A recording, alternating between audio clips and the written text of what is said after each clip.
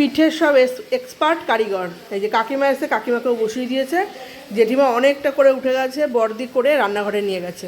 এই যে জল ফুটছে, এই দুধটা ফুটছে, আর তাতে আস্তে আস্তে এটা ছেড়ে দিচ্ছি। এইগুলো পুলিগুলো ছেড়ে দিলাম, এবার চুষিগুলো ছাড়বো। এই যে চুষি জেঠিমা করে রেখেছে। জল গরম করছি, কালার দেখো কালার, ওফো কি আর করব, তাই এইগুলো নষ্ট করব? ভাই বোন তো ছোট, তাই চিপেই যাচ্ছি, আর ভাবছি এটা করে ফেলতে পারলে আমার ভাই বউ ঠিক করে দেবে। একটুখানি আশা ওর উপরে রাখি। আমার কাকার প্রচন্ড এনার্জি, 3 বার গেছে বাজারে, এখনো তিনি আসেননি। যেটাই বলি লাগবে, কাকা ফুটফুট করে সাইকেলটা ব্যাক করছে, ঘুরে চলে যাচ্ছে, আবার আসছে, আবার বলছে কি লাগবে রে।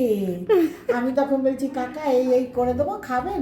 বলে আচ্ছা তাহলে আমি এই করি। আমার তো যেতে দিতেই চাইছে না, কিন্তু কি করব, ছোট্ট একটা নাতি আছে, তার জন্য তো আমাকে যেতেই হবে। আমি দিদা না গেলে হয়? অবশ্যই অবশ্যই না, তাই তো। টাটা। আমাদের আসবেন নিমন্ত্রণ, কোনো অসুবিধা নেই। শুভ দুপুর সবাইকে। বাবার খাওয়া হয়ে গেছে, জেঠিমার খাওয়া হয়ে গেছে, রাইয়ের খাওয়া হয়ে গেছে, এই বর্দির শেষ প্রায় বলতে গেলে। শেষ কি আমি মরে যাচ্ছি নাকি? মানে খাওয়া শেষ। এই যে মা খাচ্ছে আজকে। আমার কাকার যে এনার্জিটা, আমি এখন আচ্ছা আজকের আইটেমগুলো বলি।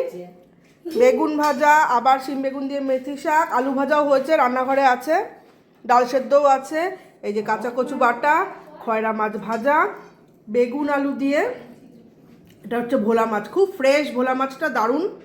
আর মার জন্য, মা যেহেতু বেগুন খায় না, মার জন্য একটু সর্ষে দিয়ে টমেটো ধনে পাতা দিয়ে করে দিয়েছি। এই যে ওটা মা খাচ্ছে, ঋদ্ধিরটা এখানে গোছানো, এই আমারটাও আমি নিয়ে নিয়েছি। কিন্তু মাছগুলো এত ফ্রেশ যে ভাবার মতো না। না খেতে পারলেও এই বসে বসে টুকটুক করে খাচ্ছি, ফেলে দিতে আমি আর পাচ্ছি না, খুব কষ্ট লাগছে।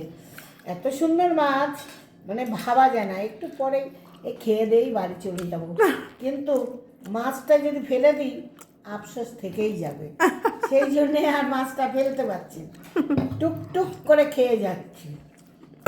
খাও খাও গাইস, তোমরাও এসো। বর্দি বলেছে হাবিজাবি মাছ খাবে, এই জন্য খয়রা মাছ, ভোলা মাছ, মৌরলা, চিংড়ি, এগুলো শীতকালে এগুলো খুব বাজারে ফ্রেশ পাওয়া যায়, খুব ভালো লাগে, আমারও এগুলো খেতে খুব ভালো লাগে।